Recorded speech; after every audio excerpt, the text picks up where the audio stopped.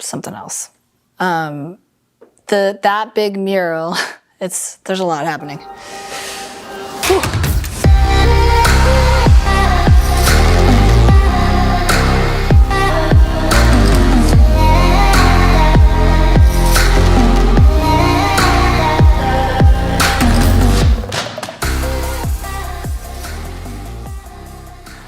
I'm Erin Shigaki, and I think of myself as a public artist, an activist, and a community story keeper for my community.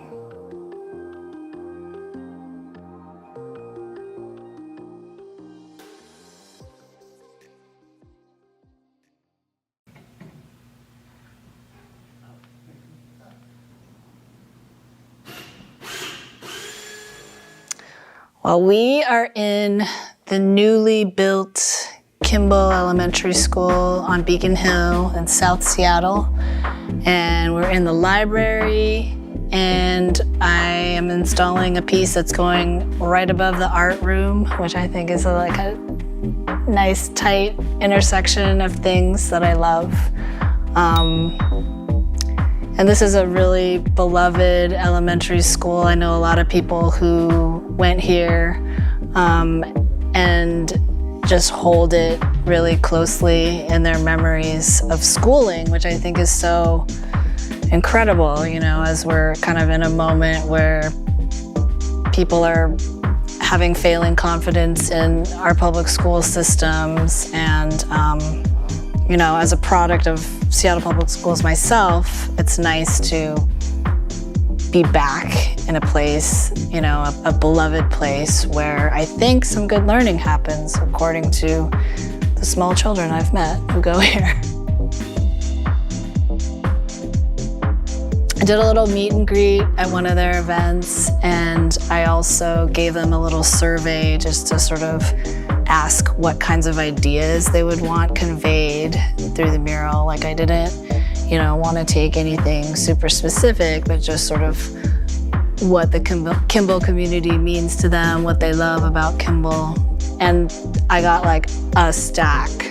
Like, the art teacher pushed it through to all the kids. And, well, you'll appreciate this. When I was at the meet and greet, I was sitting at a little table and I was handing out some posters that I had done before. And they were like, "Are you the artist? Are you the artist that's doing the mural?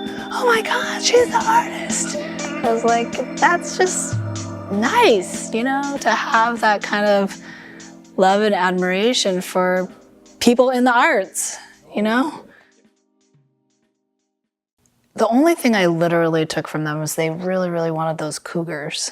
So I got some cougars, but I just wanted to strongly communicate ideas of community and communication and care for each other.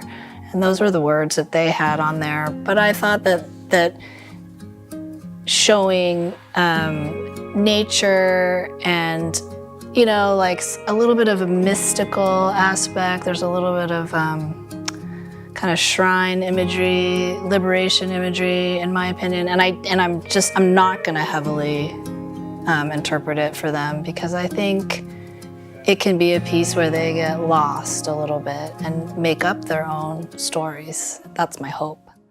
So I was a little bit surprised that they picked me, to be honest. I was like, oh, I do pretty political work and you are choosing me to be in a grade school. All right, well, let me just see what this is about, you know?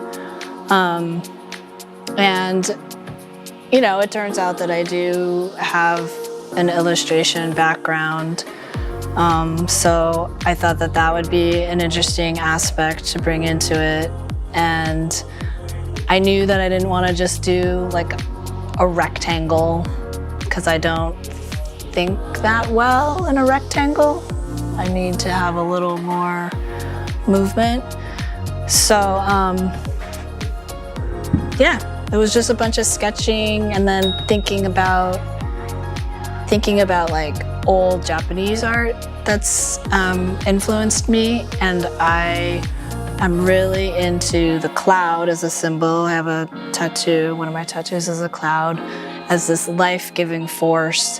And then I really started thinking about like those long gold screens that they were gold because there wasn't electric lighting in old Japanese houses, you know? So the gold helped to reflect whatever daylight.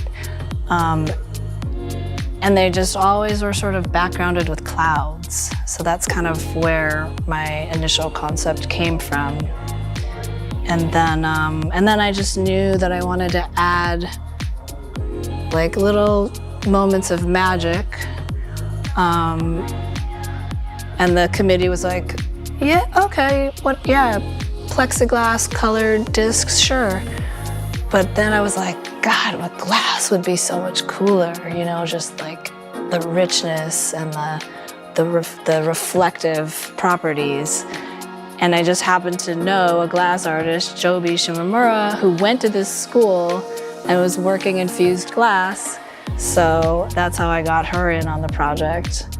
And then my buddy Joel Kikuchi, who you also know, was, you know, the master of getting my crazy shapes cut. And I kind of handed him some like regular cloud shapes, and he was like, you know, my machine can cut any shape you want, anything. And I was like, okay, I'm gonna take that as an invitation to just like go a little weirder. And there you have it.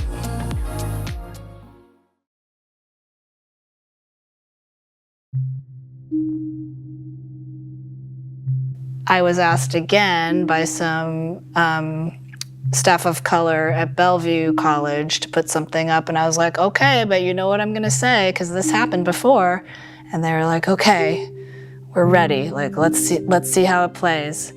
Put up an image of these two children, one of my favorite Dorothea Lange images, and then put up my statement, because now I always do interpretation, it just without fail. And a couple days later, one of the college administrators, and heartbreakingly, an administrator of color, rocked up to it during daylight and whited it out with whiteout, like whited out the lines about Miller Freeman. And she got fired, and so did the president of the college. And they wanted to control the narrative, but my community came and had a healing ceremony, and it was incredible just to be in front of everybody receiving their support and, you know, like helping me get through. Like, I was kind of messed up from it for a while. I was like, oh, our whitewashed history is being whitewashed again in 2020. What is going on? You know, like, how unwell is a community that allows this to happen?